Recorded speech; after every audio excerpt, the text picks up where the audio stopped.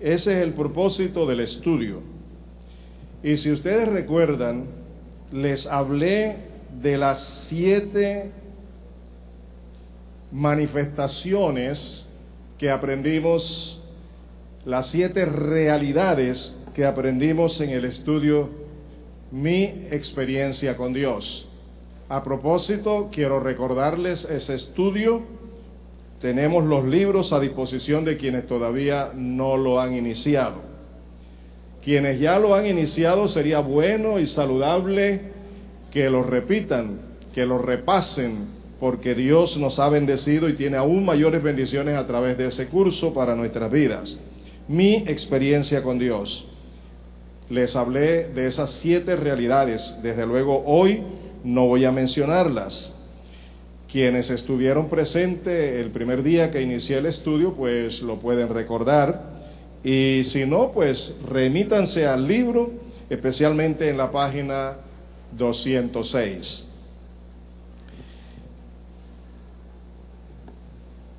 Aprendimos también que la mano de Dios no se ha acortado.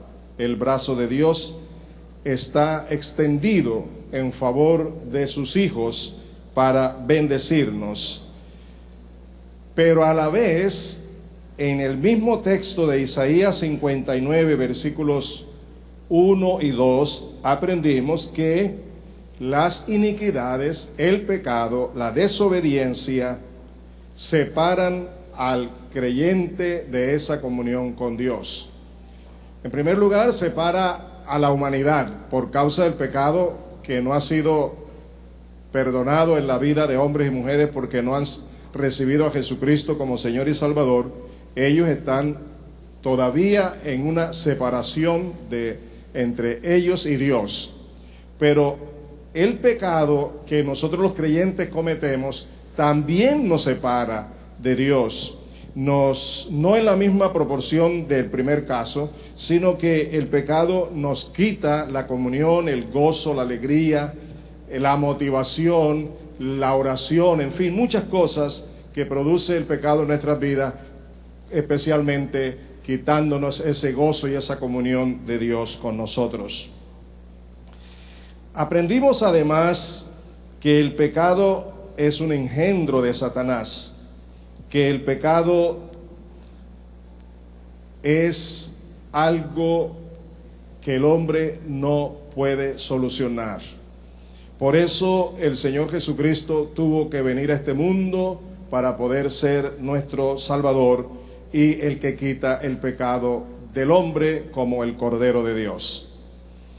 También aprendimos que Dios creó al hombre sin pecado, a la imagen y semejanza suya.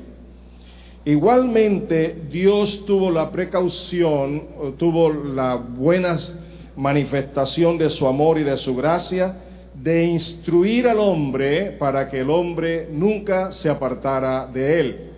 Sin embargo, la desobediencia del hombre hizo que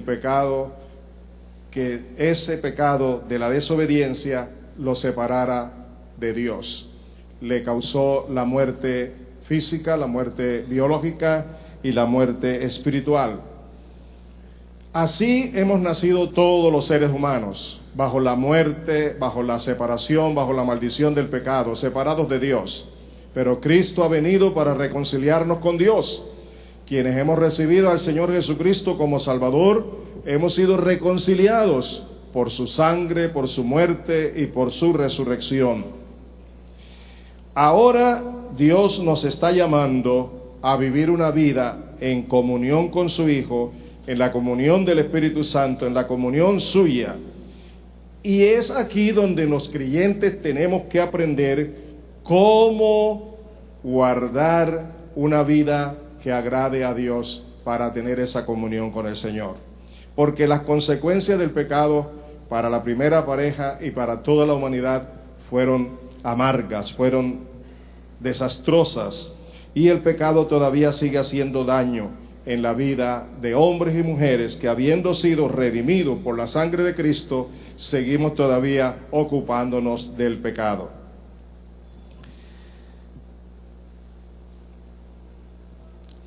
Aprendimos también que el pecado no solo nos separa de la comunión que Dios nos ha dado, sino que también nos separa de la comunión de unos con otros, porque somos una unidad, somos el pueblo de Dios.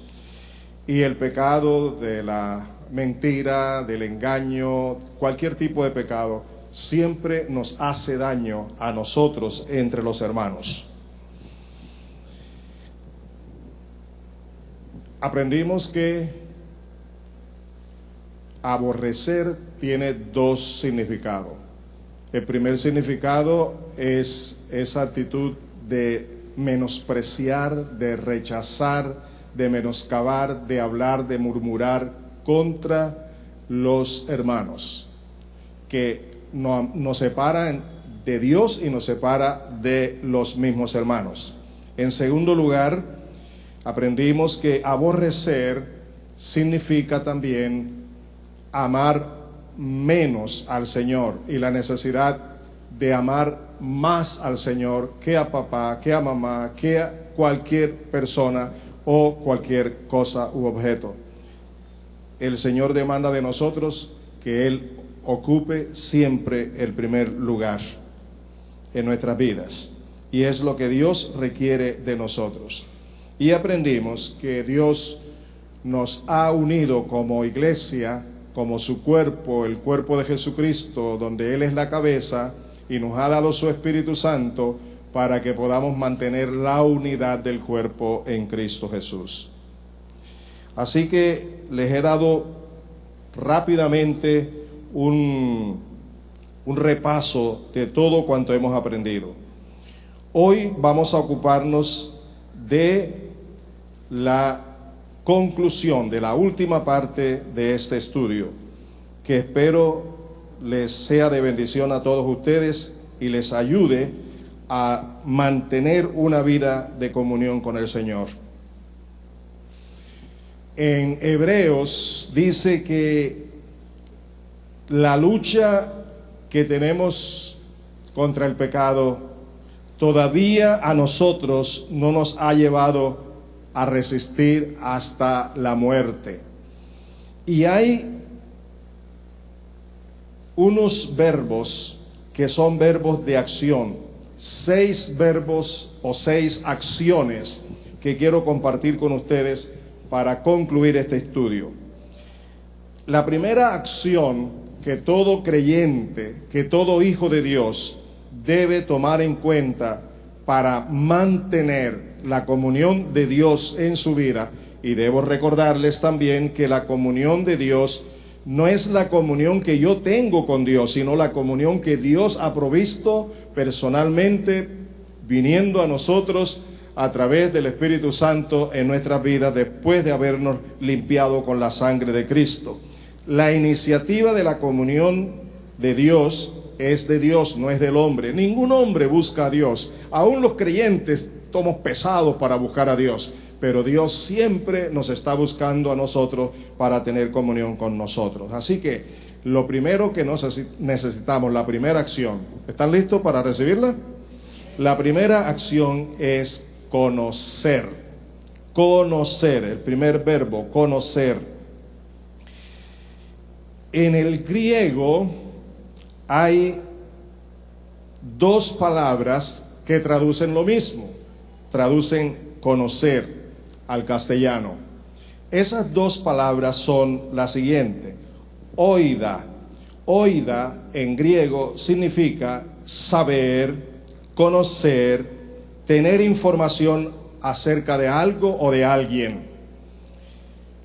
Ginosko es el otro verbo que traduce al español conocer, pero este significado es diferente al primero. Ginosko traduce conocer en forma experimental y personal. Entonces ustedes se dan cuenta que en castellano encontramos la palabra conocer y a veces nos quedamos en el aire, porque conocer para nosotros es tener alguna información, pero en el griego encontramos 2 palabras que significan diferente. No solamente el conocimiento intelectual, que yo pueda tener de alguien, sino que también hay otra palabra que traduce igualmente conocer, pero que significa un conocimiento de experiencia personal, de relación personal con aquel que conozco. Yo conozco, en el primer caso, al presidente de Colombia, porque he oído hablar de él, porque periódicamente lo veo a través de la televisión, porque sé cómo se llama, porque sé cómo gobierna, pero a él personalmente yo no lo conozco y no tengo ninguna experiencia personal con él. Así que cuando nos confrontamos con la palabra de Dios, estamos ubicados en el segundo término y los versículos que voy a compartir con ustedes precisamente hablan de eso, de una experiencia personal con Dios. Vamos a ver el primer versículo en Romanos 8:29. Romanos 8:29.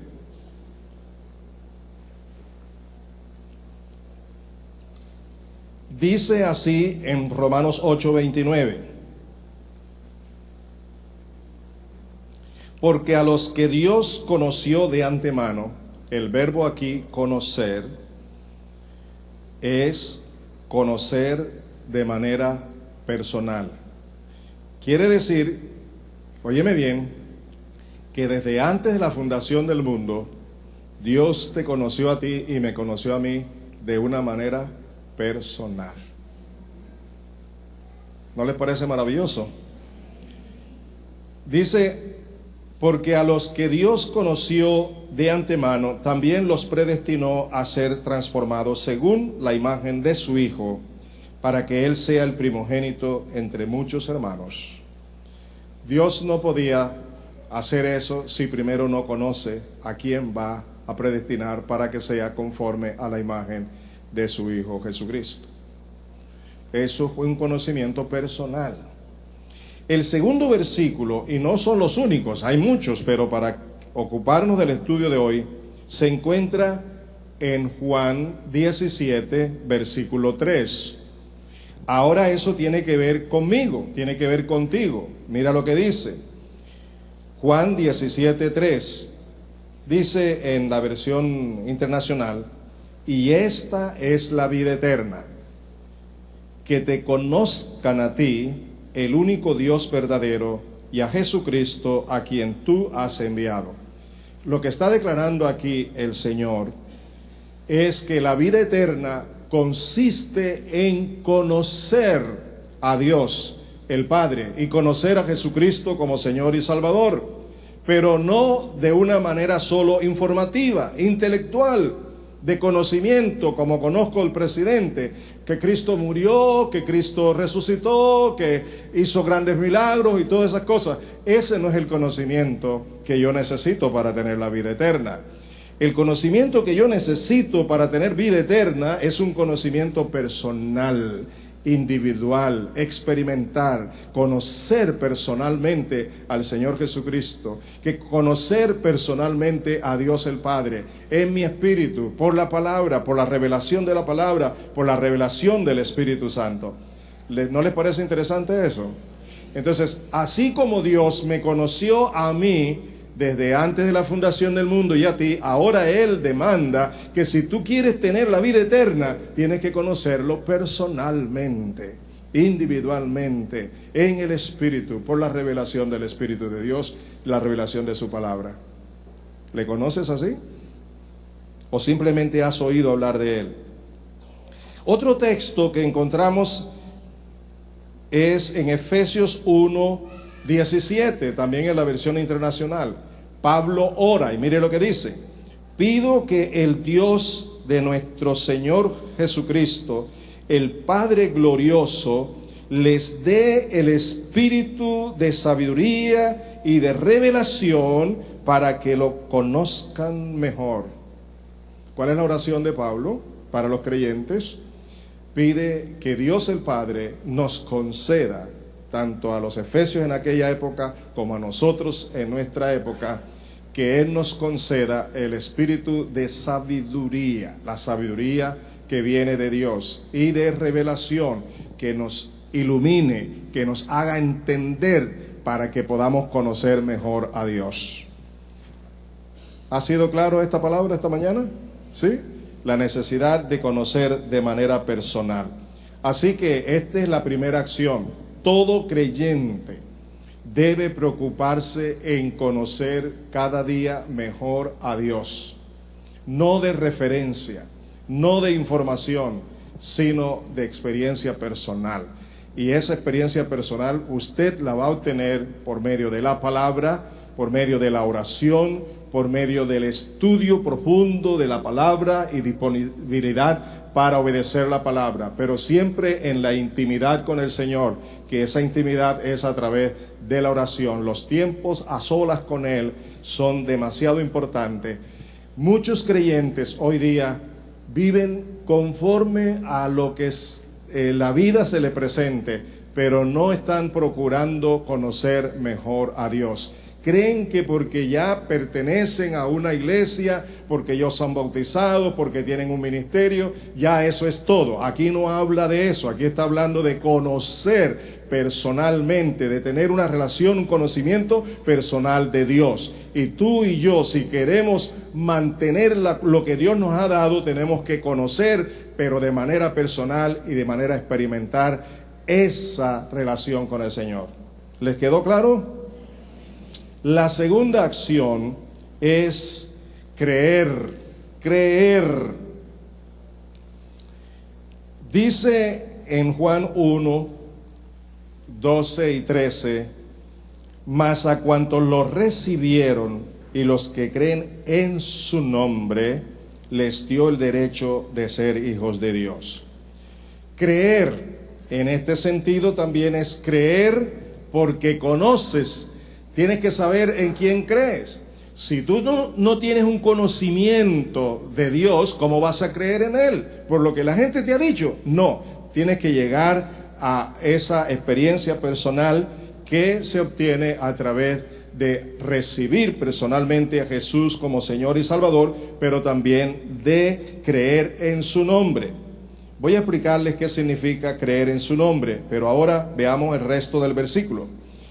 Estas no nacen de sangre, estas personas, estos nuevos hijos de Dios, ni de deseos naturales, ni por voluntad humana, sino que nacen de Dios. ¿Te das cuenta que cuando una persona recibe a Cristo como Salvador, sabiendo quién es Él y creyendo en su nombre, lo cual quiere decir que cree en su obra redentora, que cree que Él nació como hombre, que siendo Dios se hizo hombre, que Él sufrió en la cruz del Calvario para redimirnos de nuestros pecados, que con su sangre fuimos lavados y limpiados, que cree que Cristo realmente resucitó y que vive y volverá otra vez, el que acepta toda esa obra en favor suyo. Por eso dice el que cree en su nombre, el que cree lo que Cristo ha hecho, lo que cree que Cristo sigue siendo el Señor y que está en medio de su pueblo y que a través del Espíritu Santo habita en su vida. El que cree, este conserva la relación con Dios. No solamente tiene el perdón de sus pecados, sino también la dicha de disfrutar de la comunión con el Señor. Creer con base en la palabra que hemos estudiado. En Hebreos capítulo 11, versículo 6 dice, en realidad sin fe es imposible agradar a Dios, ya que cualquiera que se acerca a Dios tiene que creer que Él es, que Él existe y que Él recompensa a los que le buscan.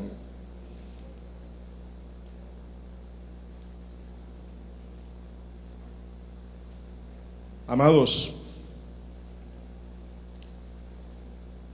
hay que creer de verdad, no como en el caso de aquellos judíos que se encuentran en Juan 8, versículos 30 al 32. Juan 8, versículos 30 al 32, y quiero que ustedes lo lean conmigo.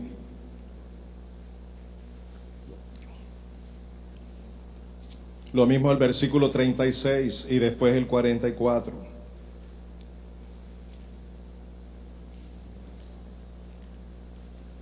Dice así: mientras aún hablaba, muchos creyeron. Observen eso. Cuando Jesús en persona estaba enseñando, muchos creyeron en él. Entonces Jesús se dirigió a los judíos que habían creído en él y les dijo: oigan, si se mantienen fieles a mis enseñanzas, ¿qué es lo primero que le dijo? Que tenían que mantenerse fieles ¿a qué? Tenemos que conocer la enseñanza.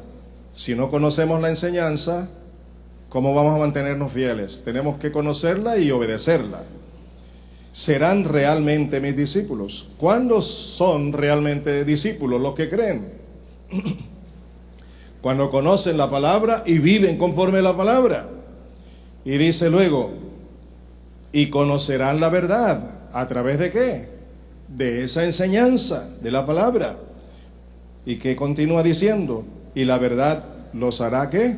Libres. Libres del pecado, libres de la esclavitud, libres de todo aquello que nos asedia, como es el pecado, las tentaciones diariamente, para que perdamos la comunión con Dios, para que no vivamos conforme a la voluntad de Dios. Así que esa es la enseñanza básica del Señor Jesucristo para los recién convertidos, pero no solamente recién convertidos, sino los que verdaderamente han creído, los que verdaderamente se han convertido al Cristo. Tienen que permanecer fieles en la enseñanza de la palabra para que puedan convertirse en verdaderos discípulos. Tienen que conocer esa verdad para que puedan ser verdaderamente libres.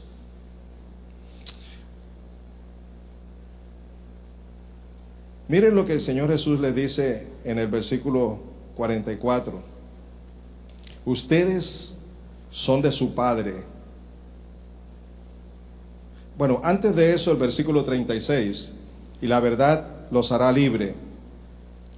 Así que si el Hijo os libera, serán ustedes verdaderamente libres, dice el versículo 36. Ahora observen el versículo 44. Ustedes son de su padre el diablo, cuyos deseos quieren cumplir. Desde el principio este ha sido un asesino y no se ha mantenido en la verdad, porque no hay verdad en él. Cuando miente expresa su propia naturaleza, porque es mentiroso, es el padre de la mentira. ¿A quién le dijo Jesús estas palabras? Por favor, si pueden contestarme, ¿a quién? A los que habían creído en él. ¿Acaso eso no es lo que busca Dios, que la gente crea en él? ¿Y por qué en este caso los llama hijos del diablo si habían creído en él? Y aquí cuestionamos cómo realmente habían creído, qué era lo que habían creído. Esto demuestra que fue algo aparente, no fue algo sincero, verdadero. Y permítame decirles hoy a ustedes que están aquí, escúchenme, que esto es muy serio. Porque muchos creen que son creyentes. Muchos creen que creen. Muchos piensan que verdaderamente son hijos de Dios. Y aquí no era un predicador por allí famoso, era el Hijo de Dios que conoce los corazones, el que determina decirle a ellos que supuestamente habían creído en él, que ellos eran hijos del diablo. Porque vivían conforme la voluntad del diablo. Porque no habían dispuesto su corazón realmente para el Señor. Y honestamente le pido a usted, no que se confunda, sino que analice, que examine su vida. ¿Ha creído verdaderamente usted? ¿En quién ha creído? ¿Qué es lo que ha creído? Bautizarse no les garantiza nada. Ser bautizado no les garantiza nada. Ser servidores de Dios no les garantiza nada. Ser pastor no garantiza nada. Lo que garantiza que somos verdaderamente hijos de Dios es que lo conozcamos a Él personalmente y que creamos en Él como Él es y conforme su palabra, verdaderamente. ¿Está bien? La tercera acción es la humildad. La humildad es la tercera acción que nos va a mantener. Observen la primera, conocer en el Espíritu, conocer por experiencia personal, conocer la revelación, por iluminación de Dios, su palabra, a Él. La segunda es creer verdaderamente, creer por la fe verdadera que Dios produce en nosotros. Y la tercera acción que nos ayuda a guardarnos en la comunión de Dios es la humildad. Quiero que vayan a Mateo capítulo 11. Vamos a ver los versículos 25 y luego 28 al 30. Mateo 11, también en la versión internacional.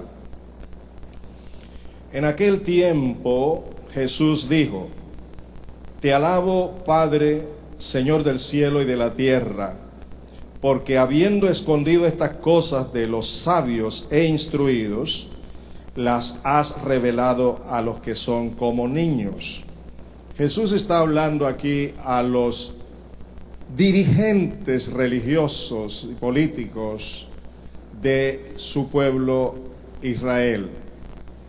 Los hombres que tenían el vasto conocimiento del Antiguo Testamento, de las revelaciones y que eran escribas y eran estudiosos y eran maestros y eran intérpretes de la Torá, de la ley, de la palabra de Dios. Y ora a Dios, haciendo alusión a ellos, diciendo: Padre, Señor del cielo y de la tierra, te doy gracias, te alabo, porque tú has escondido estas cosas de los que creen, de los que creen que saben, de los que creen que están en la verdad, de los sabios e instruidos y entendidos, y en cambio se las has revelado a los que son como niños. Alude a la humildad, a los que son como niños, fáciles para entender, para creer, y a veces no tienen que entenderlo todo, simplemente creen la palabra de la persona que le está hablando, porque así son los niños. Y amados, en los versículos 28 al 30, Jesús hace una invitación a ese grupo de personas intelectuales que conocen bien las Escrituras, y aquí también puede haber muchos que conocen bien las Escrituras, y está llamando a esa gente que cree que lo sabe todo, y les dice, versículos 28, vengan a mí todos ustedes que están cansados y agobiados, y yo les daré descanso. Carguen conmigo mi yugo y aprendan de mí, pues yo soy apacible y humilde de corazón, y encontrarán descanso para su alma, porque mi yugo es suave y mi carga es ligera. Observen, Jesús está invitando a esa gente que vengan a Él, pero también está invitando a todos los que son como niños, dispuestos a descargar toda esa vida de pecado y todas esas cosas que afectan su vida. Los está invitando, escúchenme, ¿a qué?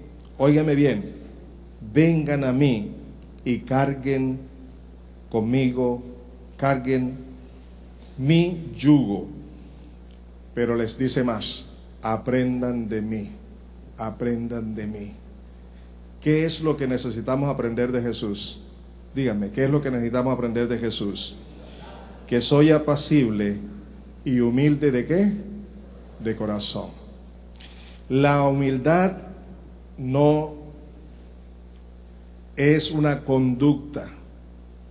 La humildad no es algo que yo asumo. La humildad no es algo que yo me propongo hacer.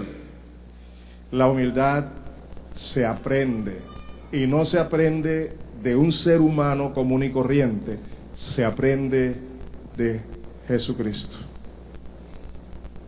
Por eso Jesús dijo, la vida eterna consiste en que te conozcan a ti como eres, humilde, y conozcan al Padre. Conocer quién es. Y cuando conozco a Jesús y creo en Él y tengo esa relación con Él, cada día aprendo de Él su humildad. Y la humildad es básica, la humildad es fundamental, porque la humildad es básica, es fundamental, es importantísima, es indispensable en la relación con Dios. Cuando el ser humano no es humilde para con Dios, no es humilde delante de Dios, no tiene un corazón de humildad delante de Dios, jamás podrá obedecerlo por amor. Jamás podrá obedecerlo por amor. Jamás podrá mantener la comunión, la gracia, la misericordia, la presencia de Dios en su vida, porque la humildad es fundamental y el orgullo es un pecado que nos separa de Dios y que hace que el hombre se concentre en sí mismo y no en Dios, mientras la humildad hace que el hombre no confíe en sí mismo, sino que confíe en Él, el Dios verdadero. Y la humildad esta hay que aprenderla de Jesús en la relación personal con Él. ¿Les quedó claro? ¿Les quedó claro? ¿Cuántas acciones llevamos hasta ahora? ¿Cuáles son? Conocer, creer, humildad. Y ahora entramos a la número 4. La número 4 es la obediencia. Obedecer. La acción es obedecer. Obedecer. En Juan 14, versículos 21 al 24. Juan 14, 21 al 24. Esto es palabra del Señor Jesucristo. Si el Señor Jesucristo es mi Señor y es mi Salvador y es la autoridad mía, yo debo obedecer esta palabra, ¿no les parece? Miren lo que dijo Jesús. Una pregunta. ¿Quién es el que me ama? Interesante la pregunta. ¿Cuántos podemos hacernos esa pregunta? ¿Quién de los que está aquí es verdadero hombre y mujer que ama verdaderamente a Dios? ¿Quién es el que me ama? Y Jesús responde a su misma pregunta: el que hace suyos mis mandamientos y los ¿qué? El que se apropia de la palabra de Dios, el que se llena de la palabra de Dios, el que recibe la palabra de Dios con humildad, el que está dispuesto a atender la voz de Dios con humildad. Por eso hablamos de la humildad primero. El que está dispuesto a recibir la palabra con humildad, con un corazón dócil, humilde, sencillo. El que ha aprendido esa humildad del Señor, toma mi palabra, la hace suya y luego la obedece. ¿Quién es el que ama al Señor? Aquí muchos de nosotros le decimos diariamente al Señor, ya cantando, ya orando o ya en una situación cualquiera: te amo, Señor, te amo con todo mi corazón, te amo con toda mi alma. ¿Cierto que lo hemos dicho? Pero para Dios, ¿quién es el que lo ama?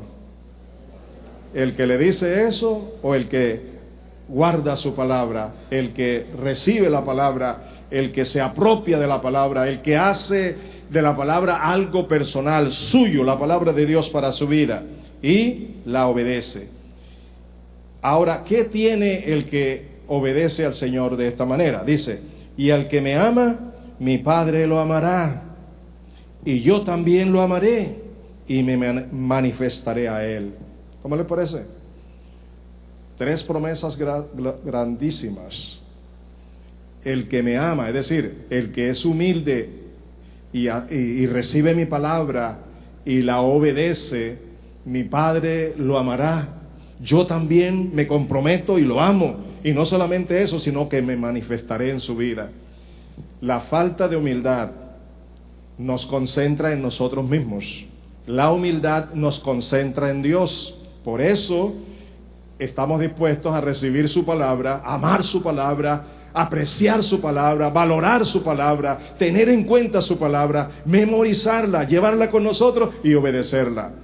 Y eso es amar a Dios. Y cuando amamos a Dios, de esa manera a Dios, Dios nos ama, su Hijo nos ama y Él se manifiesta en nuestras vidas. Judas, dice aquí, observen lo que dice, no el Iscariote, le dijo: ¿por qué, Señor, estás dispuesto a manifestarte a nosotros y no al mundo? Esto me hace pensar también en una clase de oración que hacemos nosotros. Señor, por favor, manifiéstate en mi esposo. Señor, manifiéstate en mi esposa. Señor, manifiéstate en mi vecino. Señor, manifiéstate en mi compañero. Hazlo, hazlo. Judas también quería que Jesús se manifestara más bien a toda esa gente que no lo conocía y no a ellos que eran sus apóstoles.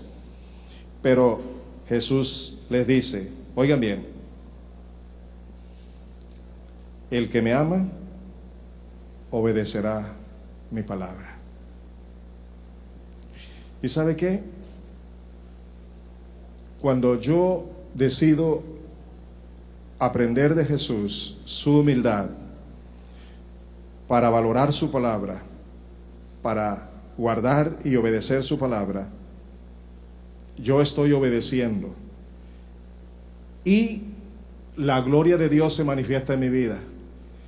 Y a través de mi vida, entonces, llega la gloria de Dios al esposo, a la esposa, al hijo, al compañero, al mundo, a los que no conocen a Dios. ¿Por qué? Porque no van a ver en mí un religioso, van a ver en mí un hombre lleno de la presencia de Dios, en humildad. Porque van a ver en ti una mujer llena de la presencia de Dios. Van a ver en ti no uno que habla y habla y habla, sino que habla con sabiduría, que habla con humildad, que habla con la llenura del Espíritu Santo y que no pueden resistir la palabra. Pero no solamente hablan, sino que te ven que tu vida es diferente, que tu testimonio es diferente, que tus acciones son diferentes, que tus reacciones son diferentes, que tu manera de ser es diferente, que hay algo grande en tu vida que ellos quieren tener, porque no lo tienen, y es la presencia del Señor.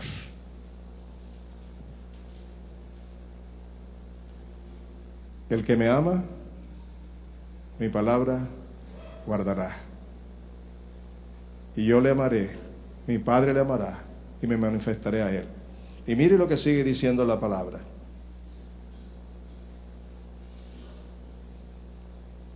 Otra vez, le contestó Jesús: el que me ama, obedecerá mi palabra, y mi Padre lo amará. Oigan, y haremos nuestra vivienda en él. Estaremos presentes en su vida, el Padre y el Hijo, a través del Espíritu Santo, en la vida del que humildemente obedece la palabra de Dios. Pero dice luego, el que no me ama, no obedece mis palabras. Pero estas palabras que ustedes oyen no son mías, sino del Padre que me envió. Es palabra de Dios, ¿verdad que sí? Es palabra de Dios. Y quisiera que ustedes tomen en cuenta esto. La obediencia a la palabra de Dios involucra varias cosas. Voy a repetirlas rapidito. Involucra primeramente conocer, creer, ser humilde, apropiarse de la palabra, disponer el corazón con humildad a obedecer esa palabra. Eso es amar a Dios, y eso es garantizar la presencia de Dios en su vida. La que sigue, número 5, ¿verdad? La número 5, la acción número 5 es permanecer. Permanecer. Ello nos está diciendo que no es algo pasajero, que no es algo ocasional, que no es algo para de vez en cuando, sino que hay que permanecer. ¿Permanecer en qué? ¿Cuál es la primera? En conocer, permanecer en el conocimiento de Dios. La segunda, permanecer creyendo conforme a la palabra. Tercero, permanecer en la humildad. Cuarto, permanecer en la obediencia. Hay que permanecer. Ahora lean conmigo en en Juan 15, 4 y 5, en versión internacional. Juan 15, versículos 4 y 5. Jesús otra vez, tomando la iniciativa, Jesús dando directrices, Jesús mostrándonos el camino, indicándonos lo que tiene que hacer cada creyente. Mire lo que dice en Juan 15, 4 y 5. Permanezcan en mí y yo permaneceré en vosotros. ¿De quién es la responsabilidad? ¿Del Señor Jesús o de nosotros? Porque aquí dice, ustedes permanecen en mí y yo entonces permanezco en ustedes. ¿Cuántos quieren que Jesús permanezca en su vida? ¿Qué hay que hacer? Permanecer en Él. Y permanecer en Él no es permanecer en la iglesia, en las actividades religiosas. No es permanecer en la predicación, ni en la enseñanza, ni en la alabanza, ni en ningún ministerio, ni siquiera permanecer en el pastorado. Eso no es lo que está diciendo. Lo que está diciendo, permanecer en Él, es decir, una relación personal con Él. En 1 Corintios 1:9 dice que Dios el Padre nos ha llamado a la comunión con su Hijo Jesucristo. Anoten eso. 1 Corintios 1:9. Nos ha llamado a la comunión con su Hijo Jesucristo, conocerlo a Él personalmente y permanecer en Él, en esa relación íntima con Él. Y continúa diciendo, así como ninguna rama puede dar fruto por sí misma, sino que tiene que permanecer en la vid, así tampoco ustedes pueden dar fruto si no permanecen en mí. Yo soy la vid y ustedes son las ramas. El que permanece en mí, como yo en él, dará mucho fruto. Separados de mí, no pueden ustedes hacer nada. Otra vez, palabra del Señor Jesús. Escúchenme, es lamentable ver que en el día de hoy, la información que recibimos a través de la internet, a través de la televisión, o de lo que leemos, o del acontecer de nuestro diario vivir, llena más nuestras vidas que la palabra de Dios. Eso quiere decir que tanta información que estamos recibiendo y en la cual estamos involucrados, nos llena más. Y vamos a vivir de conformidad con aquello que nos llena. Porque de la abundancia, ¿de qué? Del corazón, ¿qué cosa? Habla la boca. En medio de esta situación, tú y yo no la podemos cambiar.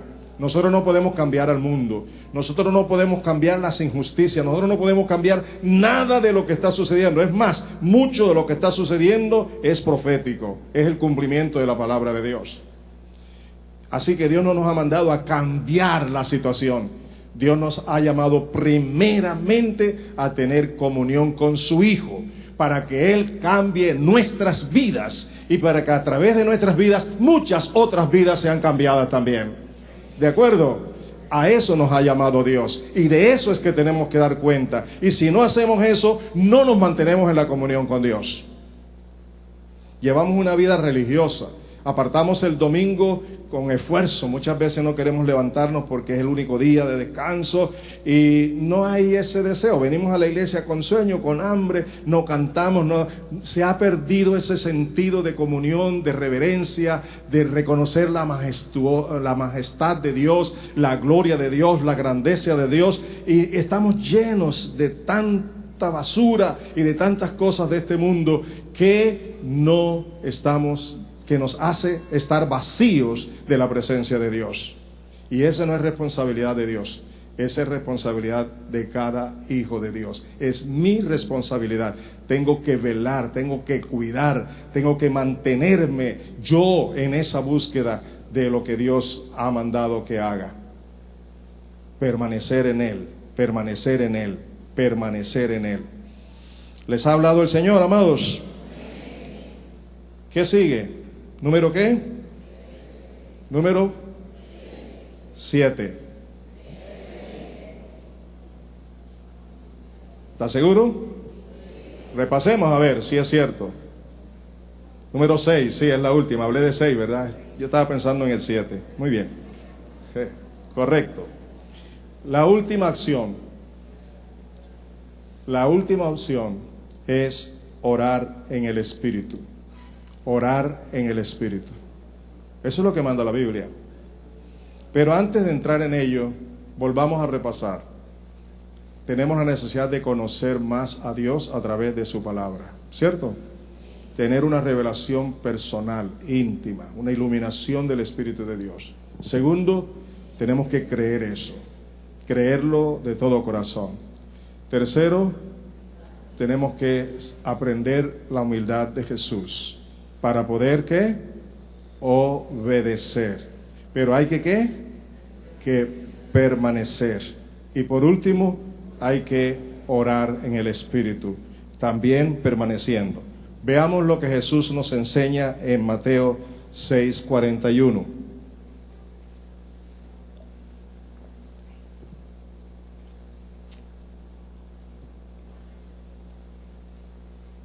¿Listos? Mateo 26:41. 26:41. Dice: estén alerta y oren para que no caigan en tentación. El espíritu está dispuesto, pero el cuerpo es débil. ¿Estén cómo? Despiertos, atentos, observando, analizando la situación. Y cuando se presente la tentación o la lucha o lo que sea, ¿cuál es la respuesta? Orar. Orar. Esta es otra directriz del Señor Jesús. Es así como nos quiere. Pero si aún no tienen claro esto, veamos lo que dice Efesios 6:18. Efesios 6:18 en la Nueva Versión Internacional. Dice así: oren en el Espíritu de vez en cuando. ¿Aló? ¿Me corrigen? ¿Cómo dice? ¿Y qué significa todo momento? ¿Qué significa todo momento? Oren no en la carne, oren no a su manera, oren en el Espíritu. ¿Y cuál espíritu se refiere? Al Espíritu de Dios. Para yo poder orar dirigido por el Espíritu, debo estar en esa comunión del Espíritu Santo. Con peticiones y ruegos, manténganse alerta y perseveren en oración por todos los santos. Aprendamos bien. Oren en el Espíritu, ¿cuándo? En todo momento, con peticiones y ruegos. Pero luego manténganse siempre, ¿qué? Alerta, despiertos. No se dejen llevar por la corriente del mundo, ni por sus propios razonamientos. Estén alerta, siempre pendiente, y perseveren en oración por todos los santos. Yo tengo una pregunta. ¿Cuántas veces oras por los demás creyentes de la iglesia? No me respondas, piénsalo. ¿Cuántas veces oras, intercedes y clamas por los pastores de la ciudad? Le voy a hacer la pregunta mucho más severa. ¿Cuántas veces dedicas tiempo, una hora o más, para hablar mal de los creyentes, de los pastores, de la iglesia? ¿Eso es lo que el Señor nos manda a hacer? ¿Qué es lo que nos manda a hacer? A orar por los creyentes.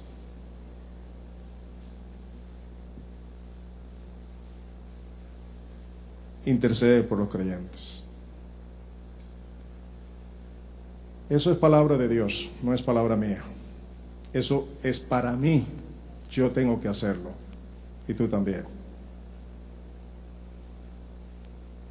Eso es estar pendiente no solo en ti, sino también en las necesidades de los demás, que son miembros del cuerpo de Jesucristo y que son nuestros hermanos. Yo tuve una experiencia muy linda, muy bella, que quiero compartirles. No sé cómo, pero aprendí algo y lo practiqué. Aprendí que cuando un hermano estaba hablando de mí, estaba calumniándome, me ofendía, me manifestaba cualquier actitud de odio o de resentimiento contra mí y rompía esa relación conmigo, ¿sabe lo que yo hice? En vez de quejarme delante de Dios por ese hermano o esa hermana, yo comencé, por una experiencia que tuve, a adorar a Dios por esa persona. ¿Ustedes creen que es fácil adorar a Dios por una persona que lo está calumniando? Dígame, ¿es fácil? ¿Creen ustedes que es fácil adorar a Dios por ese esposo que está maltratando constantemente a esa esposa porque es cristiana? ¿O ese vecino? ¿O ese jefe injusto? ¿Creen que es fácil adorar a Dios por eso? Ayúdenme, ¿es fácil? Pero aprendí eso y lo hice. Y quiero confesarles algunas cosas, alguna experiencia. Mi esposa y yo, en más de una ocasión, vimos a esas personas venir a nuestro hogar a reconciliarse con nosotros.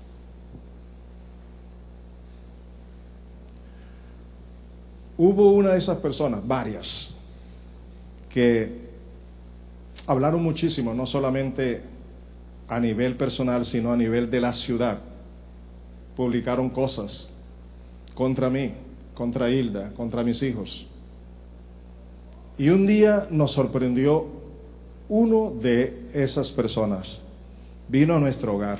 Cuando le abrimos la puerta, viviendo nosotros aquí, lo recibimos con aprecio. Sabíamos todo lo que había hecho, pero con aprecio lo recibimos. ¿Sabe lo que hizo? Era un pastor, no voy a decir su nombre. Era un pastor. ¿Sabe lo que hizo? Nos reunió a todos allí y se postró de rodillas para pedirnos perdón. Desde luego lo levanté enseguida y nos reconciliamos. Y luego otro pastor que también estuvo involucrado en todo esto me invitó a predicar a su iglesia y fuimos allá los dos.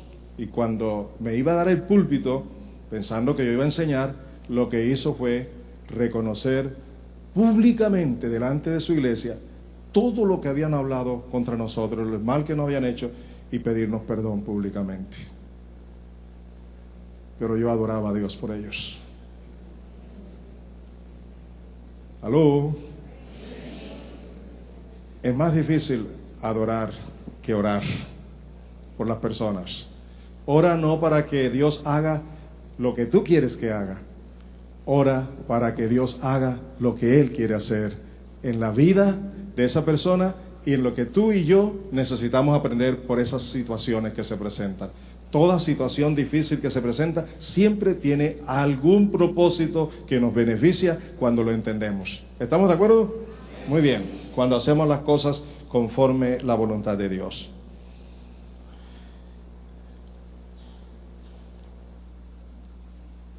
Hay otra cita bíblica que se encuentra en Filipenses 2, 12 al 13. Filipenses 2, 12 al 13. Dice: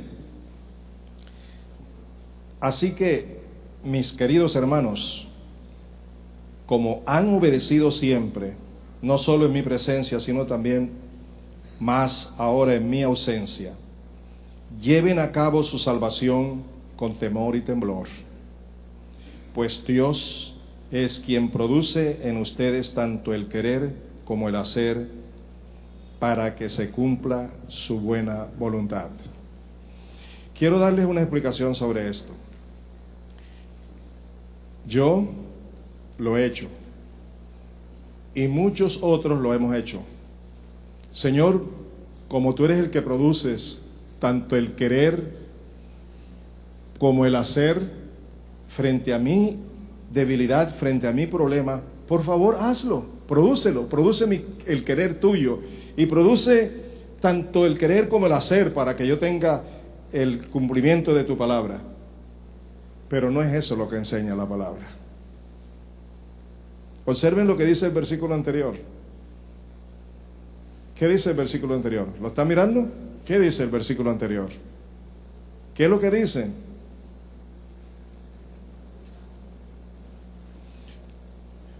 Como han obedecido, ¿cómo? Siempre. Así como han obedecido siempre. ¿Qué más dice? Ocúpense de lo que Dios les ha dado, una salvación tan grande. Cuídenla con temor y temblor. Cuídenla. Cuiden esa salvación. Y luego termina diciendo: porque Dios produce en vosotros tanto el querer como el hacer. Para que Dios produzca tanto el querer como el hacer, ¿qué hay que hacer primero? ¿Aló? ¿Qué hay que hacer primero? ¿Hay que qué? Obedecer. ¿Qué hay que hacer? Cuidar.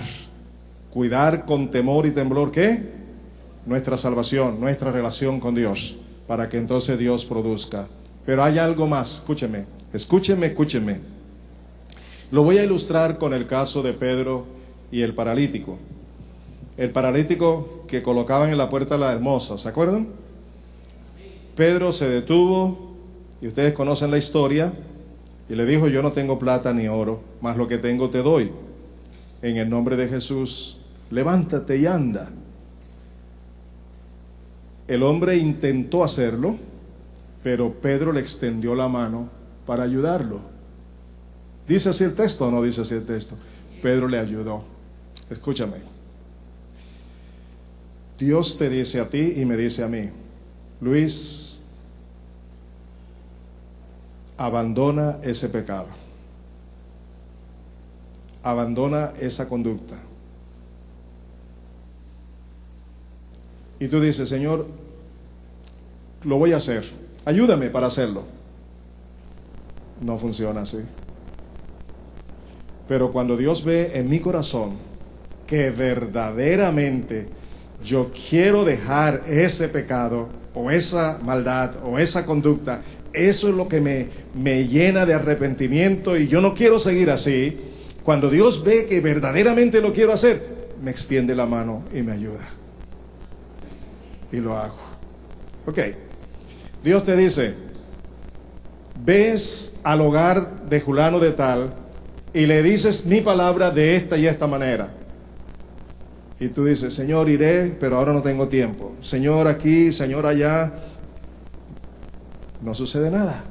Pero cuando tú dices: Señor, aquí estoy, y comienzas a levantarte y comienzas a tomar las acciones, no importa lo que implique, dinero, tiempo, sacrificio, tú estás dispuesto para ir. Allí Dios te toma y hace conforme su voluntad en tu vida. ¿Aló?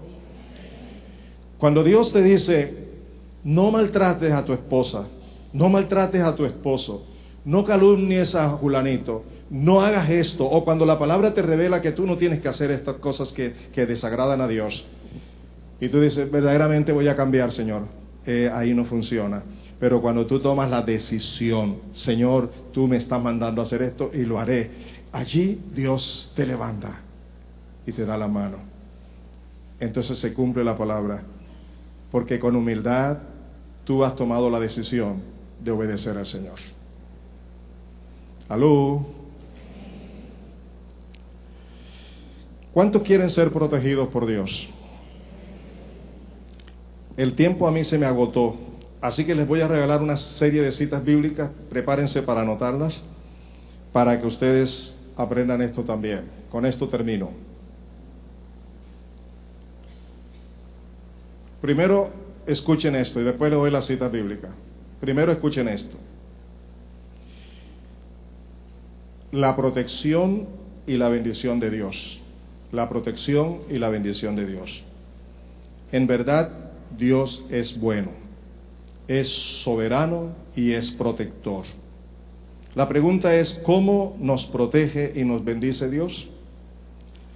Y la respuesta es, Dios nos protege de manera poderosa y gloriosa a través de sus mandamientos, a través de su palabra y de sus enseñanzas. ¿Sabe por qué? Porque sus mandamientos y sus enseñanzas no son gravosos, ni son una carga, y menos una esclavitud. El recibir la palabra de Dios y obedecerla me garantiza la protección de Dios. Cuando recibo la palabra y la obedezco, ya tengo con esa acción la protección de Dios. Por ejemplo, cuando el Señor dice, dándole instrucción a los apóstoles, toda potestad me ha sido dada del cielo, por tanto vayan y hagan discípulos a todas las naciones, bautizándoles en el nombre del Padre, del Hijo y del Espíritu Santo, y enseñándoles todo lo que les he mandado. Termina diciendo, y he aquí yo estaré con vosotros todos los días hasta el fin del mundo. La presencia de Dios todos los días nos garantiza protección, ¿sí o no? Nos garantiza bendición, ¿sí o no? Pero para poder tener esa protección que se está ofreciendo allí, ¿qué tengo que hacer primero? ¿Y qué tengo que obedecer allí en el texto que he mencionado? ¿Qué es lo que tengo que hacer? Hacer discípulos. Yo no puedo apropiarme de la bendición de que Dios estará conmigo todos los días hasta el fin del mundo si no estoy obedeciendo el mandamiento, porque el mandamiento es el que hace que Dios me proteja. En la medida que yo obedezco el mandamiento, estoy siendo protegido y estoy siendo bendecido. ¿Cuántas bendiciones hemos perdido por la falta de obediencia al mandamiento? ¿No les parece que es tiempo para corregir eso? Bueno, les doy las citas bíblicas, todas se las voy a dar, anótenlas. Génesis 1, 26 al 31. Voy a repetirla. Génesis 1, 26 al 31. Génesis 2, 15 al 17. Génesis 2, 15 al 17. Mateo 11, 25 al 30. Mateo 11, 25 al 30. Juan 15, 1 al 16. Juan 15, 1 al 16. Segunda a los Corintios 5, 14 al 17. Segunda a los Corintios 5, 14 al 17. Filipenses 1, 6 y 9, 11. 9 al 11. Filipenses 1, 6 y luego 9 al 11. Ezequiel 36, 22 al 29. Ezequiel 36, 22 al 39. Juan 16, 14, Juan 16, 12 al 14. Juan 16, 12 al 14. Romanos 8, 13 al 15. Romanos 8, 13 al 15. Y Filipenses 2, 13. Filipenses 2, 13. Personalmente creo que Dios nos ha ministrado aquí a todos nosotros, ¿sí o no? ¿Cuántos han sido bendecidos? Ok, no basta esa bendición. Necesitamos ¿qué? Permanecer en la bendición, ¿cierto? ¿Me recuerdan las 6 acciones? Rapidito. 1, conocer de manera personal. 2, creer en ese que conocemos. 3, la humildad aprendida de Él. 4, la obediencia. 5, permanecer. Y por último, colóquense de pies.